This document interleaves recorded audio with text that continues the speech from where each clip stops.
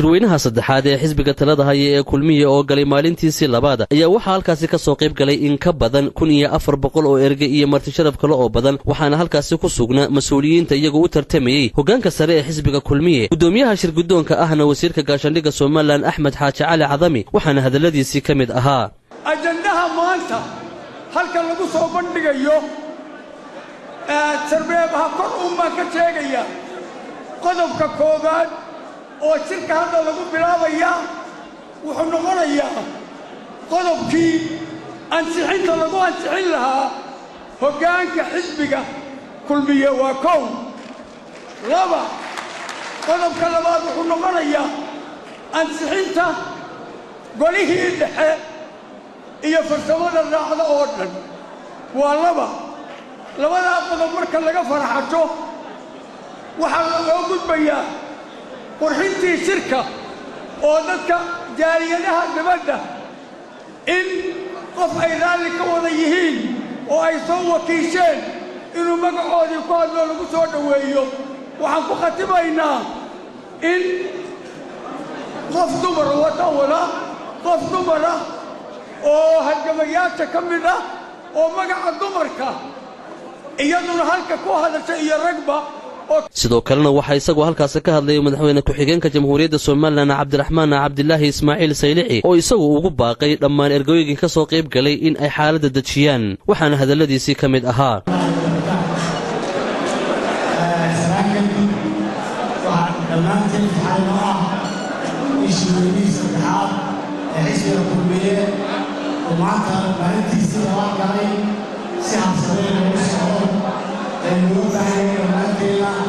القاهرة الجناشو إنش بيجسدوا صاروا معنا هذا المدير هذا الناس يصير كمان كم مرة أحمد الشعب مرة نقول ومرتفع كل شيء وإحنا غيره هبت المحل ورجع بدون فريسين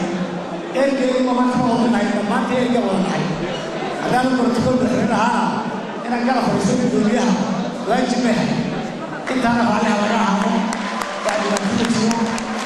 intaasi kadib waxaa la gudagalay tartankii loogu jiray hogaanka xisbiga kulmiye waxaana halkaasi codbixin loogu qaaday mas'uuliyiinta hogaamin doonta waxaana codbixintii u dhacday sida tan nin walbana markuu codaynayo kaarkiisu gacanta kor u taagaya codkii ugu horreeyayna waa aynu qaadaynaa gudoomiyaha xisbiga kulmiye Muuse Biixi Cabdi ciddii oo bari gacanta ha taagto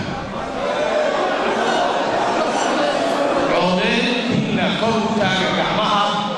عن قضاء الصحافة سلام على النهاية ست قروات سبنا عندي أوبر كحتى لا مصيب عندك مصيب معي وحنقول حسين يا محمد حاجي يوسف واغيو دنيا على بعض حسب الحكومية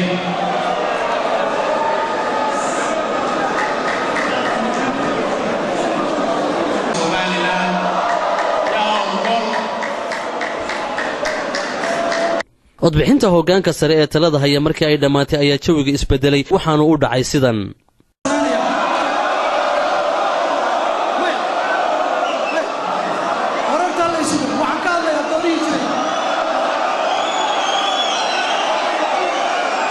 markii uu soo dhamaaday shirweynaha saddexaad ee xisbiga kulmiye ayaa waxaan wax ka weydiinay mas'uuliyiintii ka soo qayb galay dareenkooda ku aadan habsamin socodkii shirkan iyo sida ay u arkaan waxaana yiraahdeen sida tan ku dhamaaday iyo waxaad dareenkaaga ku cabir lahayd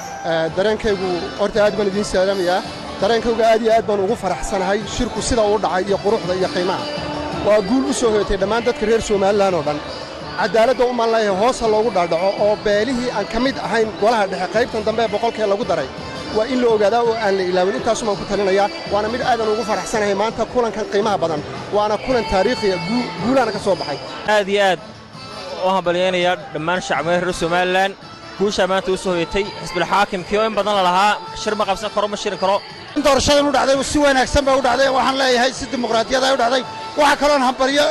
ku sidray golaha dhexe ee la kordhiyay ee 110 lagu daray kastaba ha ahaatee shirweynaha saddexaad ee xisbiga talada haya ee kulmiye oo baryihii ugu dambeeyay soo jiitamay ayaa si rasmi ah loo soo gabagabeeyay iyadoo halkaasina lagu doortay hogaanka sare ee xisbiga welibana waxaa intaasi sii dheeraa iyada oo la kordhiyey golaha fulinta oo ay in fara badan oo ergadii ka soo qayb gashay shirkani codsadeen in la kordhiyo halkaasina ay guddidii qabanqaabada iyo welibana habsamuu socodka shirka kulmiye ay halkaasi ku ansixiyeen yaxya sheekh ismaaciil telefishinka caalamiga ee royal t v magaalada hargeysa.